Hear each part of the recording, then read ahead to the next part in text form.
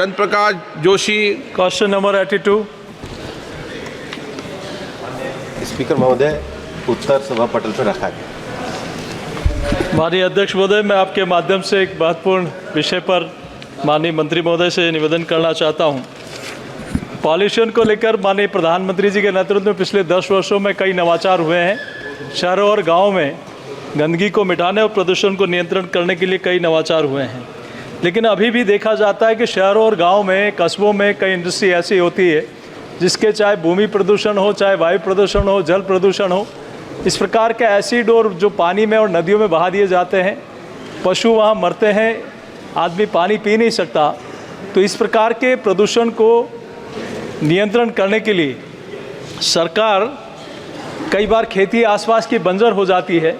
तो ऐसे में क्या ऐसे उद्यमी उन लोगों को चाहे पीने का पानी हो, चाहे खेती का मुआवजा हो, तो इस प्रकार के कोई मैकेनिज्म बना है कि उनको आइडेंटिफाई करके इस प्रकार के लोगों को मदद की जा सके?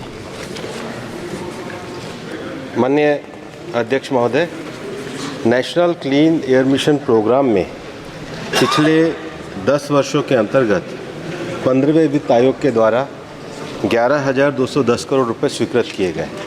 जैसा कि माननीय सदस्य ने प्रश्न उठाया है, यह जो कार्यक्रम है इसके अंतर्गत एयर क्वालिटी, वाटर क्वालिटी और सॉलिड वेस्ट मैनेजमेंट और उसके साथ साथ डस्ट मैनेजमेंट के लिए पैसा उपलब्ध कराया जाता है। जहाँ तक पानी के पॉल्यूशन का विषय है, माननीय सदस्य महोदय ने ये सही विषय उठाया है। हमने जिन 131 शहरों का चुनाव किया है उसको इसी आधार पर किया है कि जिनके विगत 5 वर्षों में एयर क्वालिटी के स्टैंडर्ड नहीं छुए गए हैं, जिसमें सारे विषय शामिल हैं, पानी का भी है, वायु का भी है, सॉलिड वेस्ट मैनेजमेंट का भी है, उसके लिए धनराशि प्रदान की जाती है।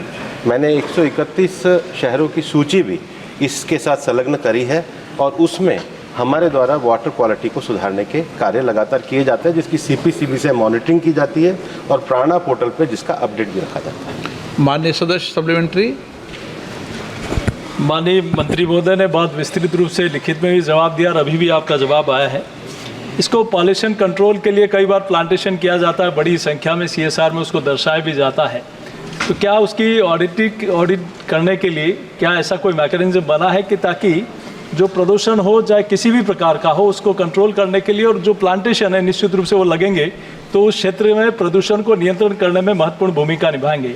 तो इस प्रकार का कोई मैकेनिज्म बना है कि कितने पौधे लगे हैं, कितने सार संभाल हुई, कितने चल रहे हैं? क्या इस बारे में माननीय मंत्री महोदय से मैं जानना चाहूँगा। बहुत धन्यवाद।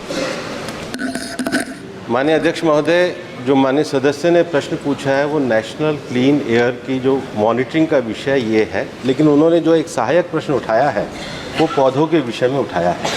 वैसे भारत सरकार में ग्रीन इंडिया मिशन के द्वारा ये कार्य किया जाता है। माननीय अध्यक्ष महोदय, मैं चूँकि माननीय सदस्य ने एक प्रश्न पूछा और एक महत्वपूर्ण विषय आपके माध्यम से सदन के संज्ञान में भी लाना चाहता हूँ कि इस पर्यावरण दिवस पर 5 तारीख को माननीय प्रधानमंत्री जी के द्वारा एक बड़ा इनिशिएटिव एक पेड़ माँ के नाम उसको लागू किया गया और आपके माध्यम से मैंने सारे सांसद सदस्यों को पत्र भी लिखे हैं। हमने जो लोकल DFO है उसको इसका नोडल ऑफिसर बनाया है।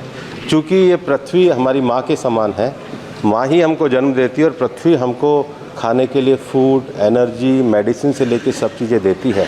तो मैं आपके माध्यम से आह्वान भी करना चाहूँगा कि एक पेड़ माँ के नाम मिशन है, वो ट्री प्लांटेशन के लिए एक बड़ा कार्यक्रम है और आपके माध्यम से ये सदन भी उसमें सहयोग करे, ऐसी अपेक्षा करते हैं। नहीं, ये तो एक अच्छा प्रयास है कि सभी माननीय सदस्य पर्यावरण के लिए चिंतित होकर पेड़ लगाने के अभियान में सफलता प्राप्त करें।